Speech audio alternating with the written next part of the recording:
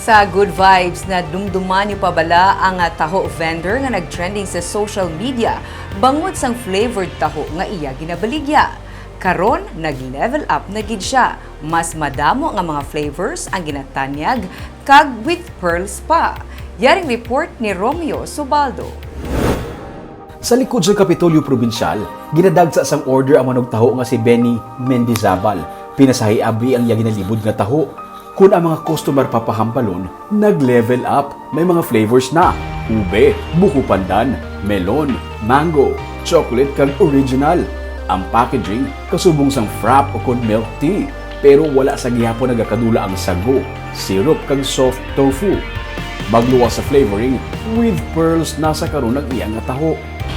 Para maayo pagi ka magdugang pag ito nga aton nga level up sa aton nga taho. Tapos sali na may pearl na ta na suguran ta na. So subog daw di nagikurakarapan sa aton nga mga suki kay daw kada adlaw gabi din sila sa akon. Pati ang pag-order sa kay Benny nag-level up na. Sa tuanay, nagasinggitan na siya sang taho sa dalan. Karon, online na ang pag-order via Messenger. Akon Noong ang orderan na isubong PM na. PM na. Online yung order sa mo ya. Online deliver na lang sa. Katuan mo na lang. Katuan ko na lang sila diri sa containment sila nga area. Oo, lima na ni guys. Pero kami anom na kutuging kuan. Damo ni gali. O damo. Second batch ko na ni nga balik. Bali ka mag-order siya.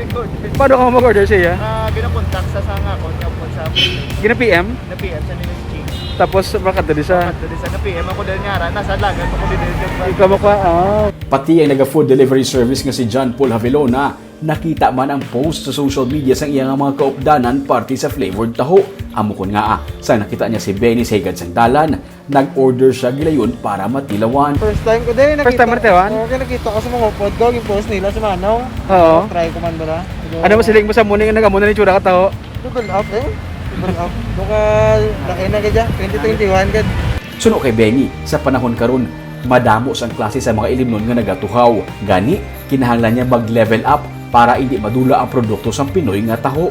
Mas marami nga may option man sila nga maka-avail man sila sa muning nga taho nga may flavor. Dako ang pagpasalamat niya nga sa piyak sa mga nagadamo nga kompetensya sa mga klase sa ilimnon. Wala may nagakalipat sa gihapon sa taho. Ang kinaangdan sa mga Pinoy halin sang una nga pang yamis kag pang snacks. May gindugang man siya nga mga pagbago, pero ang original nga sabor sini nagapabilin sa gihapon.